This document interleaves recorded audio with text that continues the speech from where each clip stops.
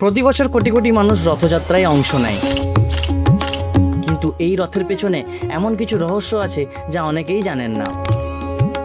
আজ জানবেন রথযাত্রার এমন 5টি তথ্য যেগুলি হয়তো আগে শোনেননি কখনো। ফ্যাক্ট নাম্বার 1, রথযাত্রা কবে শুরু হয়েছিল? রথযাত্রার লিখিত ইতিহাস অন্তত 1200 শতাব্দী থেকে পাওয়া যায়, তবে এই উৎসবের ঐতিহ্য তারও আগে থেকে প্রচলিত ছিল। ফ্যাক্ট নাম্বার 2, কে শুরু করেছিলেন? ধর্মীয় বিশ্বাস অনুযায়ী রাজা ইন্দ্রদ্যুম্ন জগন্নাথ দেবের পুজো ও রথযাত্রার প্রথা শুরু করেন। ফ্যাক্ট নাম্বার 3, 3টি রথের নাম আলাদা আছে। জগন্নাথ দেবের রথের নাম নন্দীঘোষ, বলভদ্র দেবের রথের নাম তালধ্বজ, সুভদ্রা দেবীর রথের নাম দর্পদলন বা দেবদলন নামে পরিচিত। ফ্যাক্ট নাম্বার 4, রথযাত্রা শুধু পুরীতেই হয় না, আজ বিশ্বের অনেক দেশে যেমন লন্ডন, নিউ ইয়র্ক, মেলবোর্ন, এমনকি পাকিস্তানের মতন দেশেও জগন্নাথ দেবের রথযাত্রা পালিত হয়। ফ্যাক্ট নাম্বার 5, ছেঁড়া পাহারা প্রথা। রথযাত্রার দিনে পুরীর গজপতি মহারাজ নিজ হাতে ঝাড়ু দেন।